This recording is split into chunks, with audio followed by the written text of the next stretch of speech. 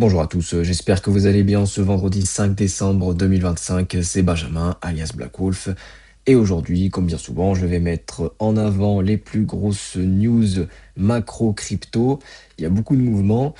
Et hier, je vous avais parlé du prix du BTC, de l'Ethereum et de quelques altcoins. On était dans une configuration haussière en W qui ne demandait qu'à breaker vers le haut avec du volume. Et ben aujourd'hui, je vais faire le suivi du prix du BTC et de l'ETH. Mais là, plutôt dans un scénario baissier, car aujourd'hui, on a une correction de 3% facilement sur le top 100.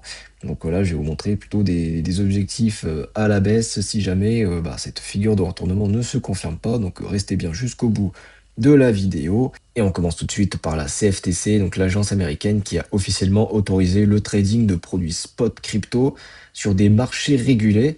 Et pour la première fois, des plateformes classiques, donc dites traditionnelles, peuvent offrir des produits spot, ouvrant la voie à l'entrée de gros acteurs de la finance traditionnelle.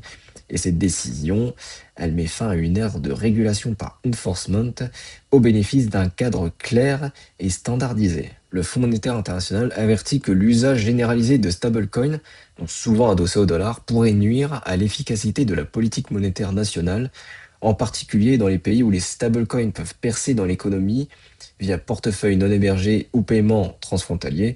Cela pourrait provoquer une substitution de devises et à plus large échelle, cela pourrait entamer la souveraineté monétaire des États, éroder le contrôle des banques centrales sur la masse monétaire et compliquer la gestion de la politique monétaire.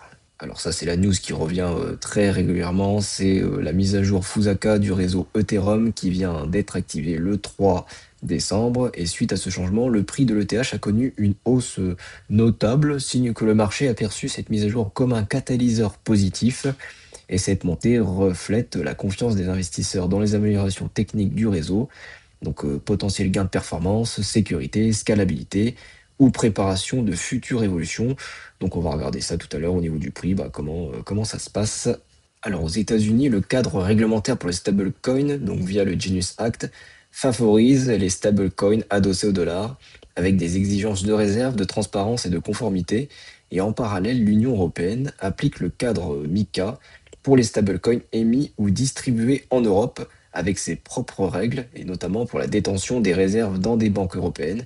Et selon un rapport cité dans l'article, cette divergence réglementaire entraîne une segmentation croissante de la liquidité des stablecoins.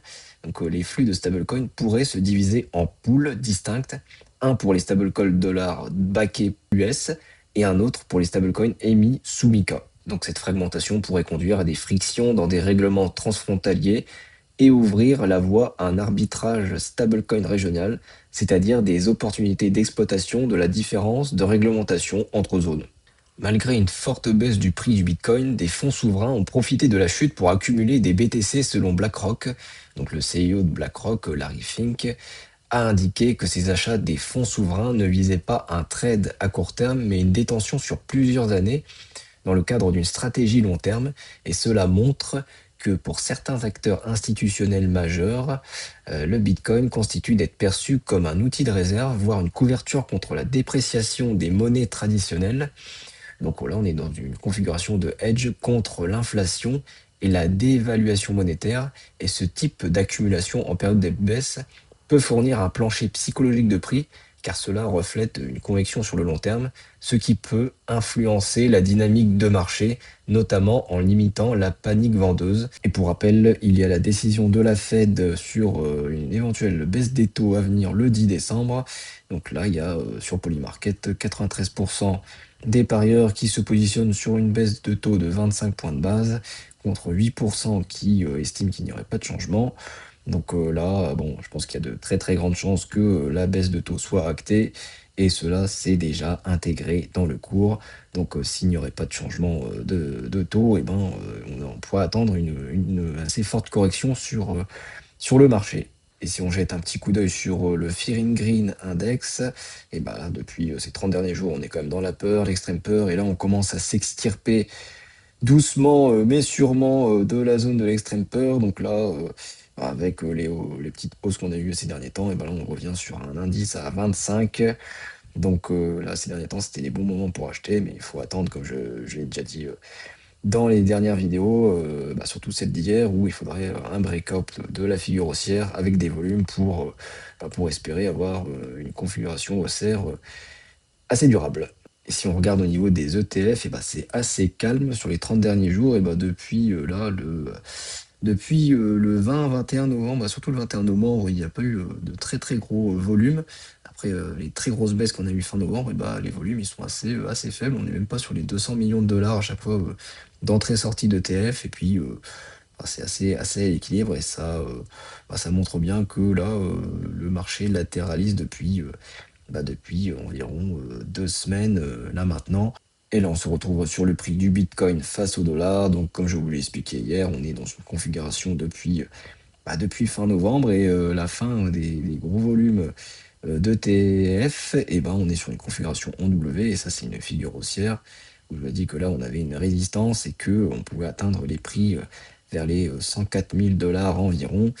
Mais là, actuellement, c'est en train de latéraliser. Depuis que j'ai fait la vidéo d'hier, on est sur les niveaux des 91 000. On était sous les 94 000 hier, et là, on est entre les 90 et 94 000 pour faire simple. Donc là, il y a le support des 90 qui tient bien.